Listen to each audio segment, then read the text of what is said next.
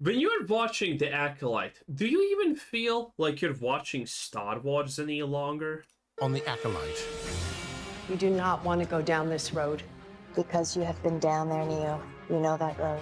Frozen meets Kill Bill. I'm curious what that means. Can we elaborate? Are we getting a musical? You're not getting a musical. You ever... Well, if we got a musical, it would probably be honestly better than whatever we got now. Seen a grown man naked? Don't panic. On the belt line of the automatic pipe, there is a hollow tube. Pull it out and blow on. Is it really you? Hello, motherfucker. Come play with us, Daddy. I didn't do it! This is honestly already better than what the Acolyte truly is. I don't like sand. It's coarse, rough, and irritating, and it gets everywhere. Pocket sand. Oh man, that was one of the greatest lines of that period, though. It's coarse and it gets everywhere. Man, what a magical time that was. Nerdrotic.com. Greetings, you over 1 million awakening wonders and the 40% who haven't subscribed yet. I have a question for you all. How do you kill something that's already dead? Well, between Disney Doctor Who and Disney Star Wars, it's a race. Well, I don't really know how you do that, but I am sure that a part of it is parading the corpse non-stop. To find out. I would argue Disney Doctor Who was ahead until the release of the infamous Acolyte Episode 3. We were warned this episode would break Star Wars. It would have major ramifications on the Force and destroy some more of George Lucas's lore, which it did. What we weren't warned about was this is the worst single episode of anything Disney Star Wars ever, including Boba Fett and Ahsoka. And it's the perfect representation. It's honestly hard to think that this is worse than Ahsoka to a degree. You remember that Ahsoka exists, and you're like, oh, right, that existed. Assassin droids that yell before attacking, and then give warning that they're gonna explode and whatnot. Yeah, that existed. And you're like, oh, wow, and the Acolyte is just that much worse anyway. It really contextualizes things. Presentation of the meme, our expectations were low, but holy so kiss your loved ones, grab a helmet, and if you're a dude, put on a cup, because we're going to talk about the Acolyte. Nice.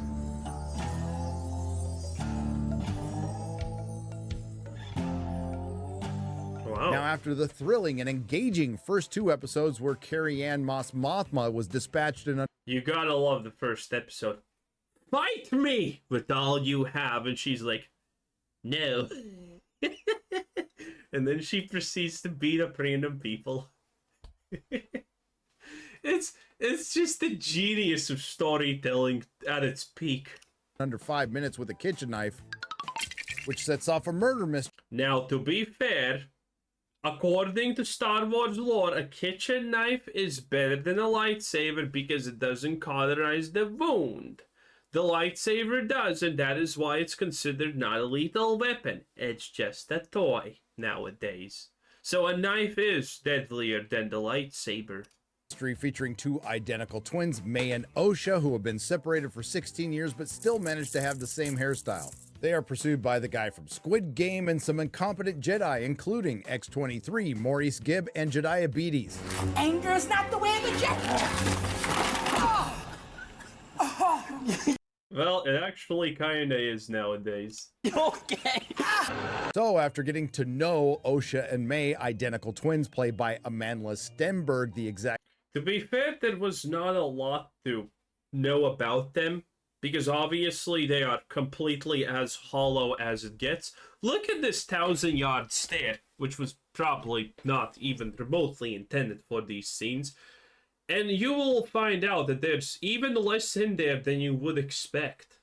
Exact same way without changing her facial expression. It's time to spend the entire episode 3 of an 8, roughly half-hour each episode series with a flashback that she's not even in. We start out 16 years earlier on the planet Brendok with young May and Osha, who are played by sisters who will eventually grow up to be identical. We're twins. And they live in hiding in a giant stone structure on top of a mountain run by... Well, to be fair, the funniest part about this is if you look really closely on this scene, which I only recently discovered, because the scene before this is kind kind of a little bit odd and strange if you think about it. Look, does this seem like the top of the mountain to you? No, it's not. It's actually verse. You see, the space communist lesbian cult does not live on the top of the mountain. Because this is the entrance right here. That's right. They literally have a full interior of the mountain to themselves. That's right. They literally have built an entire goddamn metropolis in a mountain for roughly 10 space lesbians. Yeah, let that sink in for a moment. On top of a mountain run by an all-female coven of witches. What could possibly go wrong? And this all-female coven filled with just a few dozen people must have accomplished architects, engineers, and stonemasons. Did they just run across? Now, arguably, if you have seen episode 3, you'd know that this is most likely not stone. It's something flammable. But it looks like stone. Do not get it twisted. This is not stone. It's flammable. This fully operational stone structure base on the top of a mountain, considering they mentioned they only recently arrived at the planet. Any sign of the visiting Jedi? None. Our scouts think they've moved their ship inland. I told you this planet would be safe. Now, the funny part about that, obviously, is the fact that it's implied that there's nothing else on this planet. So why the hell would the Jedi move to a different location further away from their objective? Don't know. Haven for our coven. Don't know, but that's the least of this show's problems. Immediately, we learn that young May wants to become a witch, and young Osha does not, as they prepare for their ascension into the all-female coven of indoctrinators. Admittedly, on brand for Disney. And Yeah. Leslie Headland doesn't waste any time taking George. Oh, look at these. Look at these Jedi robes. They don't even seem real. They're actual real robes some magically how, but they don't even seem real. How is that even possible? How do you fail clothes? How? Then admittedly, this is lesbian Headlight, and she also looks like she's not actually wearing real clothes some magically how, so maybe how do you fail established rules of our universe? How? I'm taking George Lucas's lore into Harvey's office because this all-female coven of witches that's totally not the Night Sisters wields the power of not the Force, Ventress can sit on me. the thread. The what now? I know you remember Yoda's speech from The Empire Strikes Back describing the Force. Well, Yoda's a dumb male, so there you go. My ally is the Force, and a powerful ally it is. Life creates it, makes it grow. Its energy surrounds us and binds us. Luminous beings are we, not this crude matter. It appears it needed to be updated for a modern audience. All living things are connected by the same thread. A thread woven through all of existence. And by the way, I don't know if you noticed this, but when she does this, you can actually see, like, there is a thread. I don't know if that's supposed to be visible in universe. It's barely visible here if you look at it. A thread. But you can see that there is an actual physical thread. I have no idea what that's supposed to mean. Thread woven through all of existence.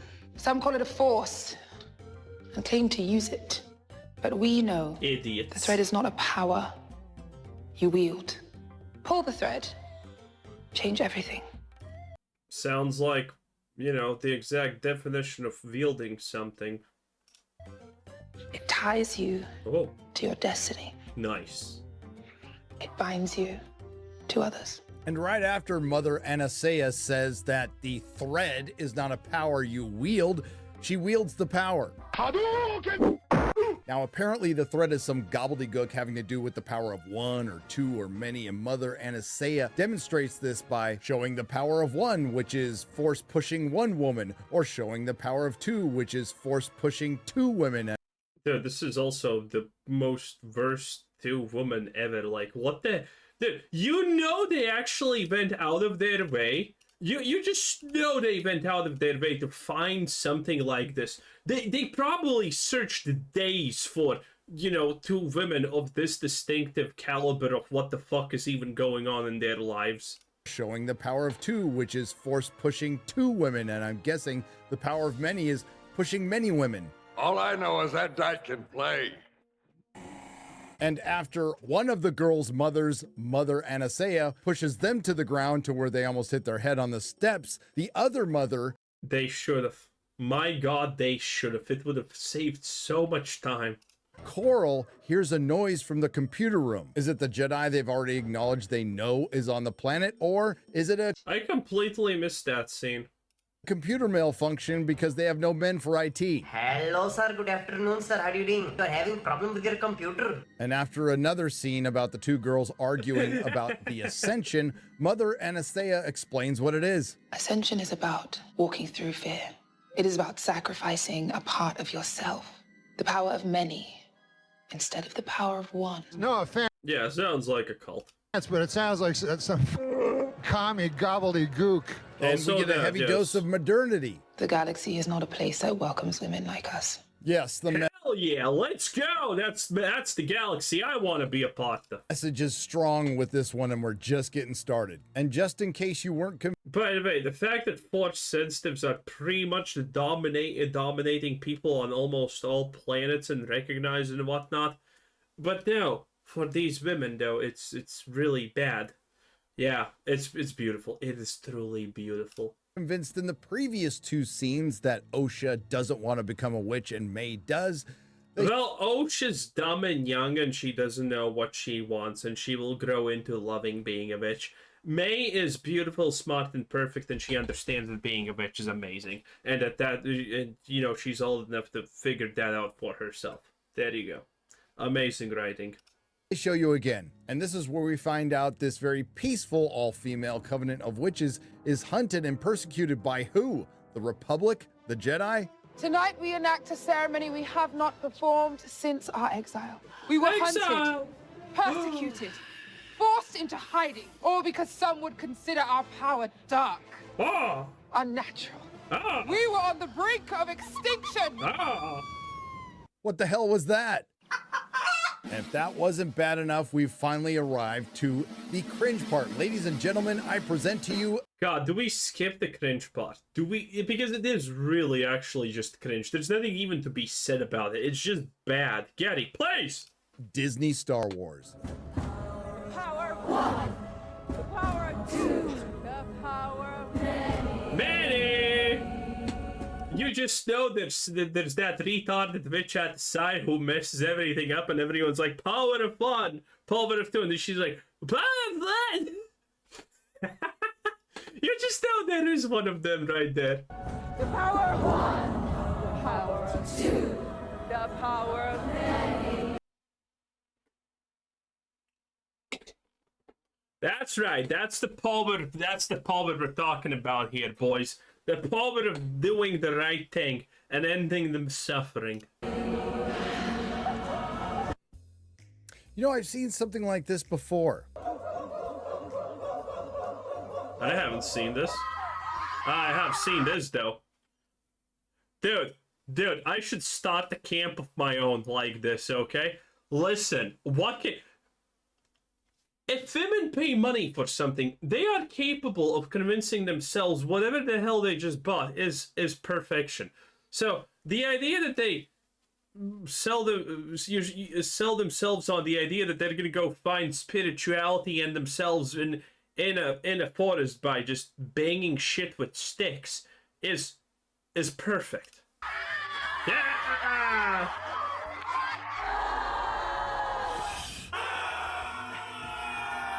So the Ascension ceremony starts, and May is imbued with the purple ball of energy force of the thread, but then they are interrupted by the... You know what's funny about May? It looks like she's doing it in the center of the thing, but it's on the side.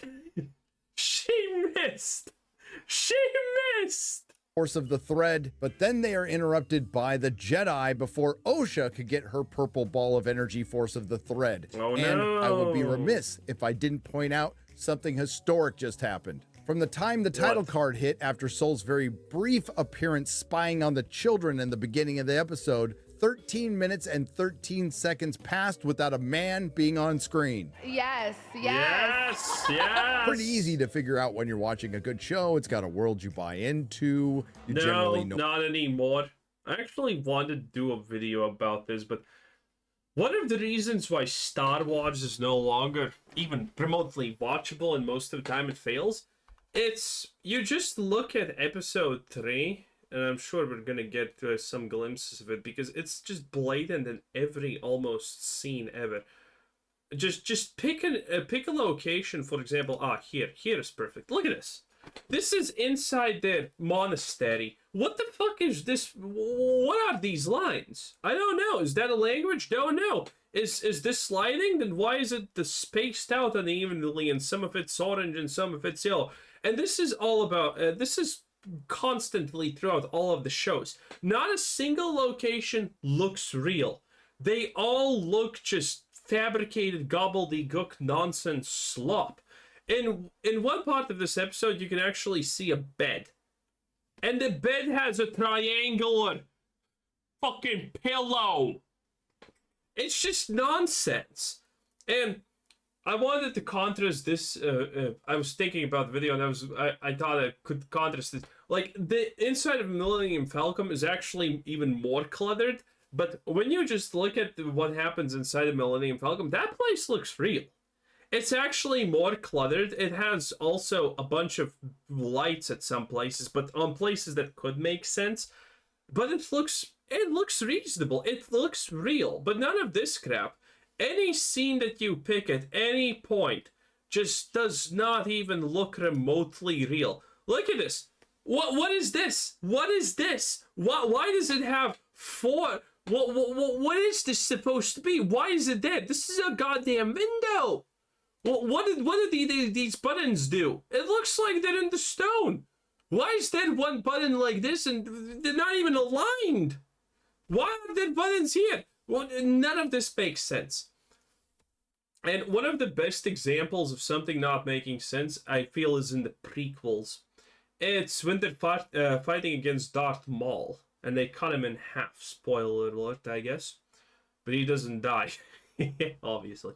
Anyway, that's not the issue here. They are fighting Darth Maul in the most nonsensical place that I have probably ever seen in fiction. And you know what's the crazy part? You look at that place that absolutely makes no sense in fiction. Well, ever at all. And it still looks good. You don't want to question it. It actually looks like a place that could exist. How? I have literally no clue. I can't even explain it. But it actually looks like a real place. This, on the other hand, looks like a fever dream. Nothing makes sense. I have so many questions.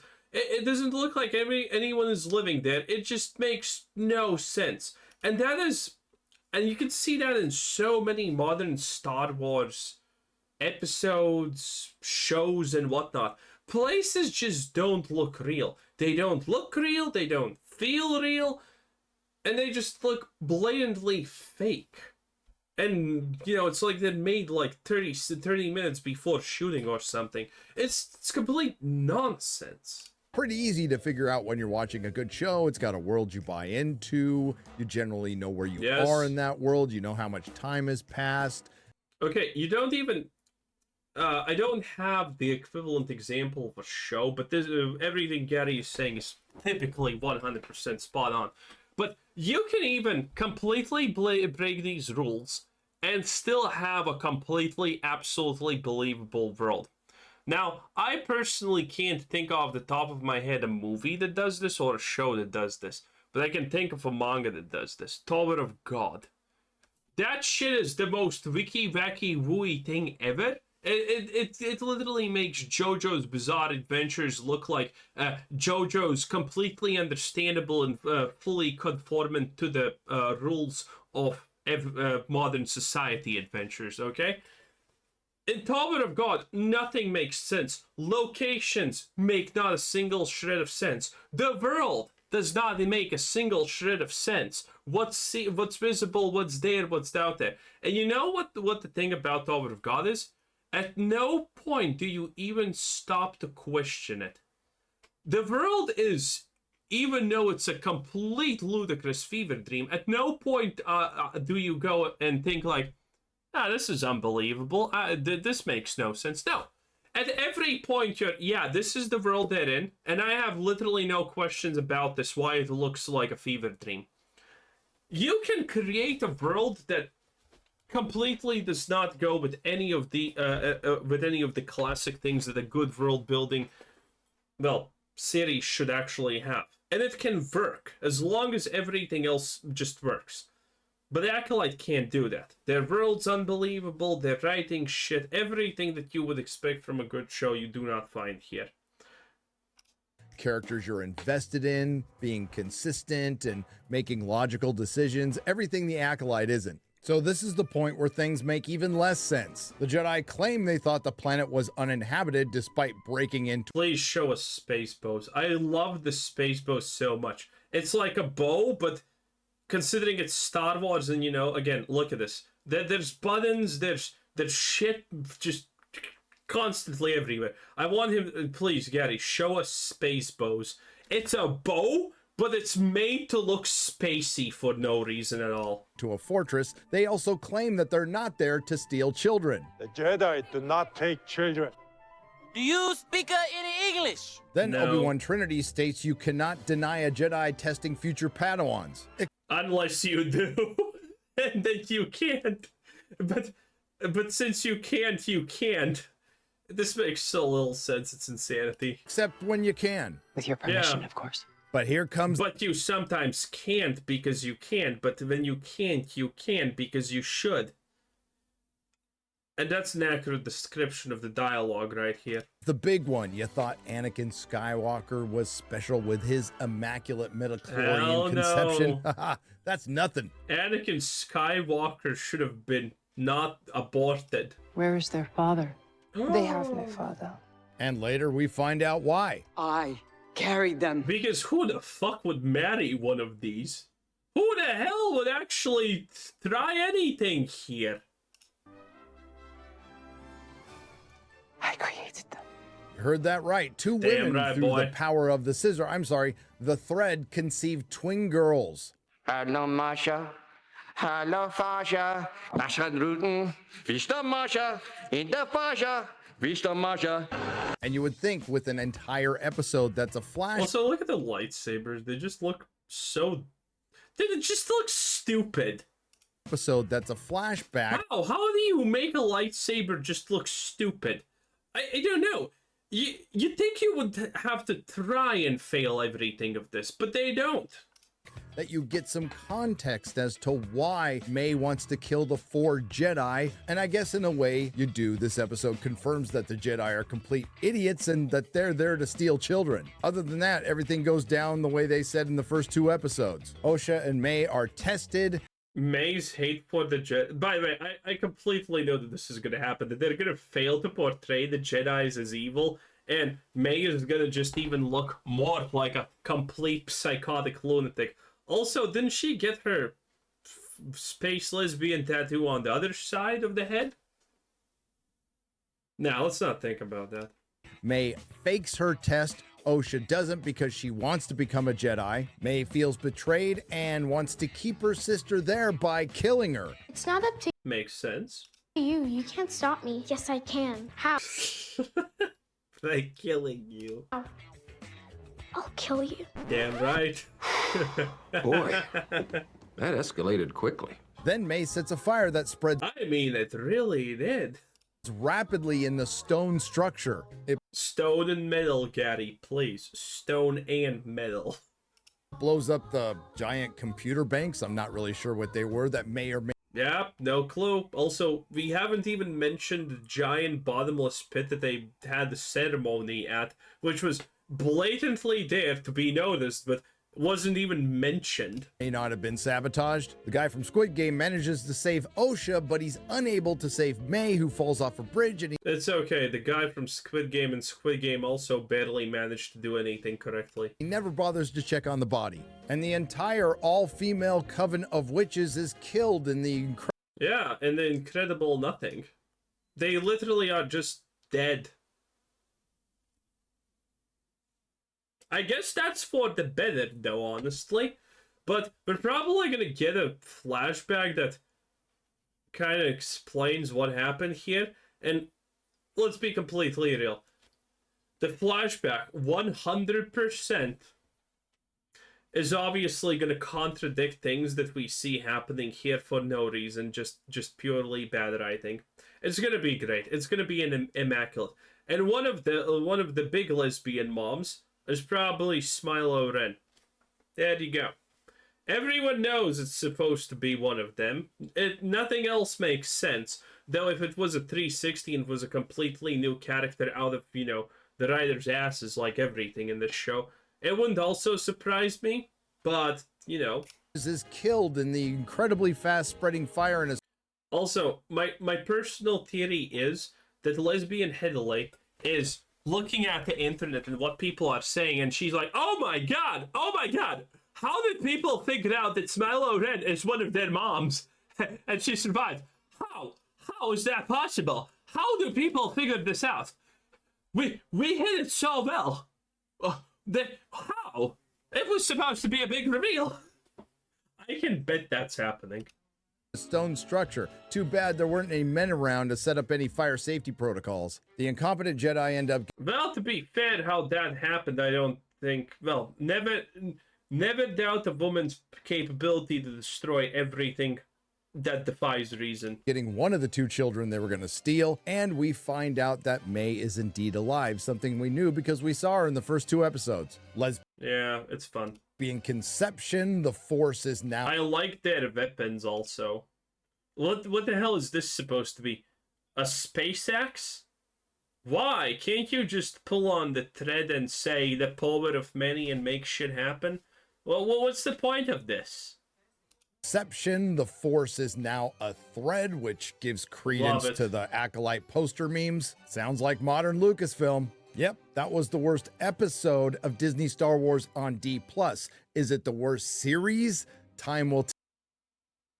I mean, Star Wars can probably go lower than this. It's gonna be... Well, okay, for them it may not be challenging. Because keep in mind, currently they are trying to actually make good stuff. Oh yeah, imagine when they run out of great ideas and they just try to do stuff at random. That's when we truly lose everything that we have. This is how creativity dies, to thunderous apathy. You know, 20 years ago, if you told me that people would not only hate Star Wars, which is still a form of caring, they would move into not caring, I would have thought you were crazy. But here we are. Yeah. I don't care about Star Wars anymore. It's just, why would I? They announce a show, you don't even need to flip a coin to know that it's bad already. As the Acolyte is currently sitting at a 24% Oh, isn't it like below 20 at this point? Audience score, the lowest rated live action Star Wars ever, according to Inverse. Well, it's not Disney's fault. The Acolyte isn't ruining Star Wars. You are. Oh, nice. Last time I checked, my name wasn't in the credits. Was yours? Many have said it before. I would hope. And I'll say it.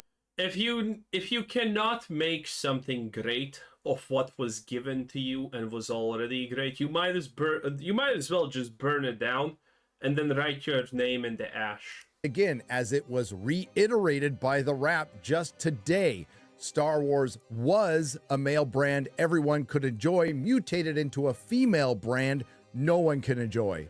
Yeah, but females, yeah, again, this is so strange because women don't even give a shit about Star Wars. So as the House of Mouse simultaneously flushes... And by the way, there's some kind of crazy information that they're trying to spread and say that, oh, 30% of Star Wars fans are women. I don't believe that for a second.